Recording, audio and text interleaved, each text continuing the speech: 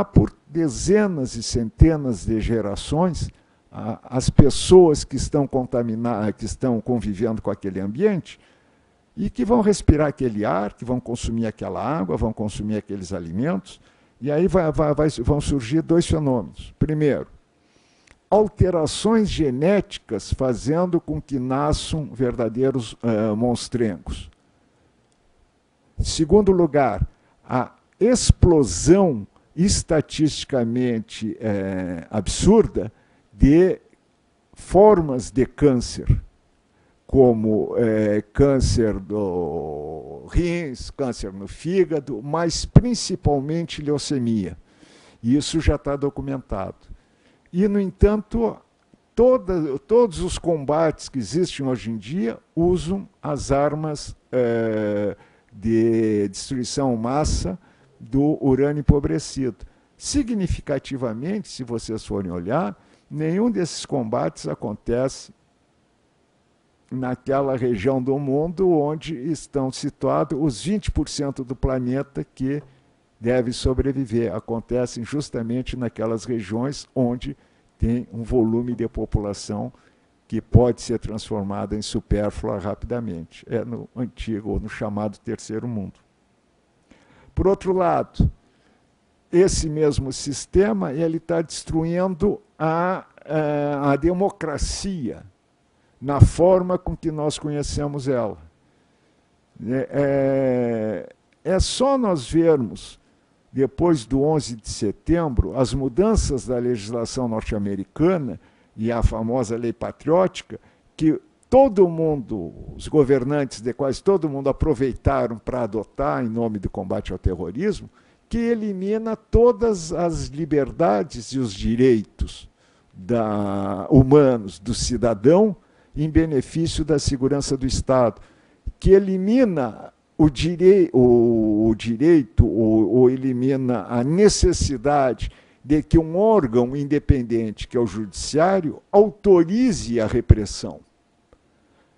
A polícia pode tomar, por essa lei, em nome do combate ao terrorismo, ela pode tomar administrativamente as decisões que antes ela precisaria do judiciário. Um sistema de espionagem permanente do conjunto da população. E um sistema muito sofisticado. Ele não espiona mais com os arapongas. Ele não precisa mais de araponga para espionar. Nós mesmos oferecemos para o sistema as informações que ele quer. Quando nós ligamos um telefone digital ou qualquer um outro aparelho de comunicação que use informática e telecomunicações. O sistema do Facebook, mesmo depois que tu te desabilitar, ele continua apropriando informações do teu computador e remetendo para uma central, onde grupos de especialistas, no mínimo dominando 2 línguas, eles analisam as informações coletadas a partir de um programa de computador que começa a selecionar as informações consideradas importantes e a fazer o cruzamento, por exemplo, do uso do telefone celular ou do uso do telefone de casa, que é também digitalizado, do computador e de outros meios de comunicação que usem a informática. E isso é acompanhado pelo sistema do 1984 clássico. É incrível. Esses dias eu fui no colégio de aplicação da URGS e eu nunca tinha me dado conta de como é que tinha chegado a coisa. Aí eu cheguei lá, tinha um guarda. Eu toquei a campainha do portão, o portão abriu automaticamente. Eu entrei e o guarda estava lá dentro. Aí eu olho, o guarda está com uma tela de TV na frente e com 16 quadrículas. Ou seja, todo o perímetro externo e interno do colégio de aplicação, é acompanhado em tempo real pelo sistema de vigilância. A quantidade de objetos, de instrumentos de vigilância que nós temos hoje, em edifícios, em elevadores, em portarias, nas ruas, etc. e tal, que dizem que é para a nossa segurança, e até não duvido, mas eles permitem também o rastreamento permanente das pessoas. Quando nós usamos o famoso cartão bancário, o famoso débito ou cartão de crédito, nós estamos fornecendo ali todo um conjunto de informações que passa por esse sistema de controle informatizado e vai enriquecer o nosso dossiê lá. Esse dossiê ele pode permanecer durante toda a nossa vida fechado, mas aí um dia a gente diz uma asneira no lugar público, alguém nos denuncia, aí então vão fazer o levantamento. Será que o fulano que disse aquela asneira que apareceu naquele programa do Sindicato dos Bancários, por isso eu espero que vocês não coloquem na televisão essa é a minha palestra, será que aquele fulano ele não está envolvido em mais alguma coisa? Vamos rastrear aquele fulano, vamos ver.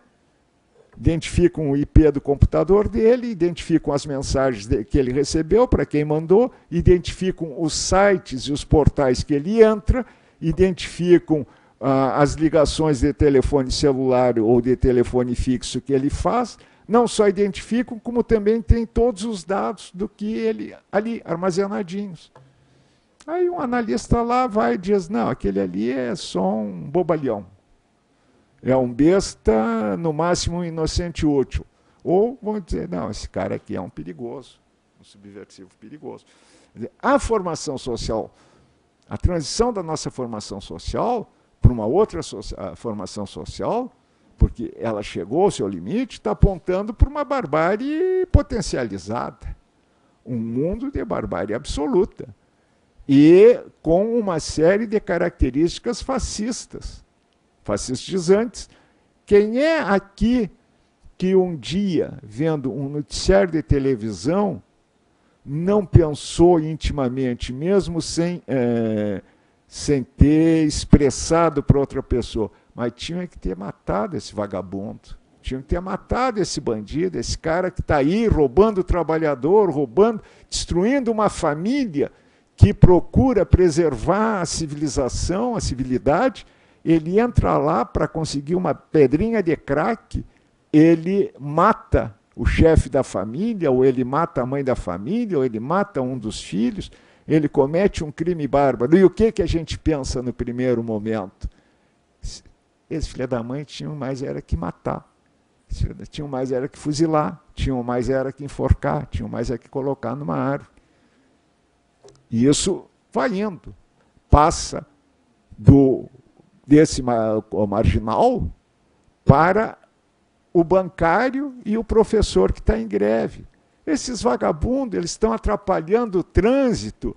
Eu não posso chegar no meu trabalho, eu não posso ir ao shopping, eu não posso ir à escola, vou chegar atrasado, porque eles estão aqui atrapalhando. Eu não posso pagar a conta, porque eles estão de greve. Eu não posso pagar a conta, porque eu não recebi a conta, porque os carteiros estão de greve. Eu não vou poder tirar as férias na praia, porque os meus filhos estão num colégio que os professores estão de greve. E provavelmente as aulas vão voltar no verão. Né? E aí começa a se misturar todos esses elementos, essa visão, né, de que nós estamos sendo prejudicados pelos outros, sem nos darmos conta que nós participamos desse todo processo, e com isso começa a formar na nossa mentalidade aquela ideia de que vamos partir para o porrete, vamos restaurar a lei e a ordem, vamos fazer esses vagabundos se submeterem e obedecerem. Às vezes eu me apavoro comigo mesmo quando eu estou vendo um noticiário de televisão, porque parece que entro numa torcida de partida de futebol. Tem que dar nesse cara, tem que prender. Né? Quando eu me dou conta, eu estou achando que o Datena tem toda a razão, razão absoluta, a culpa de tudo é deles. E estou aplaudindo o Datena. Aí depois eu paro para pensar, digo, opa, para lá, a próxima categoria a entrar na fila aí para ser, pode ser a minha, né? E eu não sou responsável pelo que está acontecendo aí, pelo menos diretamente. Sou indiretamente porque não lutei efetivamente para que isso não acontecesse. Mas a questão, voltando, a questão é essa, né? O mundo concreto que nós vivemos, ele é caracterizado por essa mistura de modos de produção organizados hierarquicamente com um modo de produção dominante que dá a identidade dessa formação. Esse modo, essa formação social, ela vive em conjunturas que se substituem permanentemente. O sindicalista, para ele poder atuar, ele tem que se capacitar a conhecer a estrutura e identificar a conjuntura para evitar erros. Para que ele conheça essa estrutura e para que ele identifique a conjuntura, ele necessita de um método de trabalho baseado em uma teoria. Existem várias teorias e vários métodos de trabalho. O problema é que quando essas teorias não são falsas, elas são parciais. E esses métodos de trabalho, portanto, levam a posições e interpretações equivocadas. Para que nós não nos equivoquemos, existe um método de trabalho, de análise, baseado em uma teoria, e esse método se chama materialismo histórico, que se baseia fundamentalmente no fato de que o elemento é material, não é fruto de uma vontade, não é fruto de um indivíduo, não é fruto da vontade divina, etc. Mas o fundamento de tudo é a própria materialidade do mundo e a materialidade da nossa posição no mundo. E a partir daí, então, nós temos a capacidade de percebermos, a partir dessa visão estrutural, as diferenças de conjunturas e podermos intervir concretamente, de forma correta, em cada conjuntura. Por isso, é necessário estudar o método, conhecer o método e utilizar esse método de análise para instrumentalizar a nossa atuação, instrumentar a nossa ação. Bom, pessoal, eu acho que vocês já estão cansados, eu vi que a metade já foi embora, não aguentou. Vamos fazer um intervalo, então, e a gente volta depois para resolver, dirimir as dúvidas que eu deixei. Tá?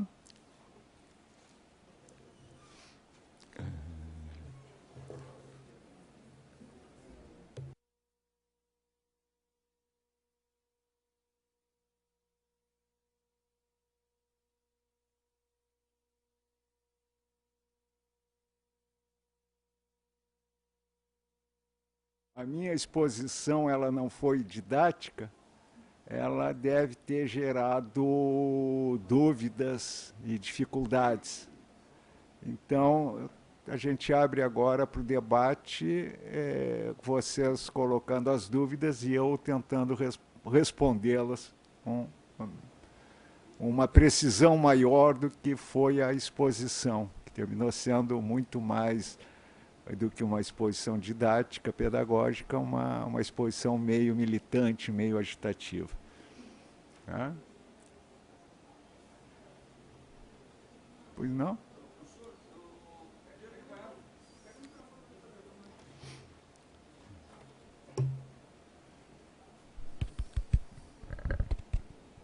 Alô? Boa tarde, pessoal. Meu nome é Mário Pletz, sou de Triunfo. Eu tenho acompanhado todos esses diálogos para a ação, né, que está sendo muito bem fechado pelo senhor. E eu estou conversando com o pessoal ali no corredor. Eu tenho a seguinte dúvida, já que o senhor é dentro da área de história. Desde o tempo pré-vestibular, eu dou uma estudada aí na história global. Então tem feudalismo, capitalismo, socialismo, liberalismo, neoliberalismo e por aí vai. Comunismo, tudo que é isso. Minha pergunta para o senhor é o seguinte. Se for olhar na teoria, todos os sistemas são lindos, são maravilhosos, são funcionais. Tá? Só que, com o tempo, mostra-se perverso. Eu gostaria que o senhor fizesse uma análise, e afinal, senhor, do que está acontecendo. O capitalismo tem 500 anos, é recente, mas é o que a gente mais tem vivido. Qual será o novo sistema, digamos assim, do momento, da moda que vai vir? Né? Porque a economia se encolhe, né? Eles querem a ação do Estado. Aí o Estado cresce, fortalece a sociedade, e aí parte do sistema querem que o Estado se encolha para eles crescerem. E assim vai esse fluxo e influxo, tá? Tanto social, quanto político, quanto econômico. Gostaria que o senhor fizesse uma análise para nós, porque a gente vê assim, vão se mudando as coisas, mas a essência praticamente continua a mesma. Continua mesmo. Bom, então, aí vamos começar da seguinte perspectiva. Para o capitalismo viver, sobreviver, é fundamental uma taxa de lucro elevada. Essa taxa de lucro elevada, ela é extraída do trabalho, não é das máquinas, mas é do trabalho das pessoas. O problema que aconteceu foi que no pós-Segunda Guerra Mundial, nós chegamos a um momento de crescimento, muito grande, que praticamente até a década de 1970 acabou o chamado exército de reserva de mão de obra, que era o que regulava os salários. Tinha um imenso exército de reserva de mão de obra, e esse exército de reserva de mão de obra, sempre em busca de emprego, porque de trabalho, de salário, eles pressionavam os que estavam empregados para que eles não reivindicassem um salário maior e a taxa de lucro permanecesse elevada. Acontece que, após a Segunda Guerra Mundial, com a reconstrução que foi necessária fazer e a própria percepção que era necessário também ter uma grande massa de consumidores, como consequência disso, nós tivemos um processo brutal de industrialização que progressivamente, até a década de 1970, início da década de 1980, esse exército de reserva de mão de obra no mundo capitalista começou a se extinguir. Em parte porque uma parte do mundo não era mais capitalista, é o que se chama socialismo real, os russos os soviéticos falavam em comunismo, etc. e tal, né? E, portanto, era necessário garantir a criação de um novo exército de reserva dessa mão de obra. Por outro lado, na medida que havia o pleno emprego, havia trabalho para todo mundo, a tendência dos trabalhadores era exigirem cada vez mais. Até o final da década de 60, o crescimento da produtividade do trabalho compensava o aumento de salário real dado para os trabalhadores. Mas a partir do final da década de 60, o crescimento da produtividade por hora trabalhada de trabalhador começou a diminuir. E, como havia o pleno emprego, eles continuavam reivindicando. E se chegou a um limite. Chegou a um limite que a sociedade tinha que mudar. Ou a sociedade mudava avançando para a substituição do capitalismo e da sua lógica, a lógica do capital, ou ela avançava para uma forma regressiva. por uma série de razões, inclusive aí tem a questão do chamado 1968, houve um desarmamento político ideológico do setor chamado trabalho, que são os trabalhadores. Né? E uma grande ofensiva ideológica com o neoliberalismo, com o chamado pós-modernismo e outros neoísmos, que ajudaram a desarmar o trabalho. E aí é que entra o capital. Na crise dos anos 70, a famosa crise que a gente identificava como a crise do petróleo, começou a ser defendido a ideia, principalmente a partir dos teóricos, o Hayek, de origem suíça, radicado na Grã-Bretanha, e do Milton Friedman, que a culpa de tudo era a classe dos trabalhadores que viviam de salário organizados sindicalmente, e que era preciso destruir essa classe. Era preciso destruir a organização sindical para flexibilizar as relações de trabalho e, com isso, então, recuperar a taxa de lucro. E uma incapacidade da esquerda de se manter no poder institucional, capacidade social-democratas, por um lado, e, por outro lado, uma incapacidade da esquerda de tomar o poder, que se expressava nos conflitos internos da esquerda, era trotskista mais preocupado em brigar com um stalinista do que os dois brigarem com os capitalistas, era stalinista mais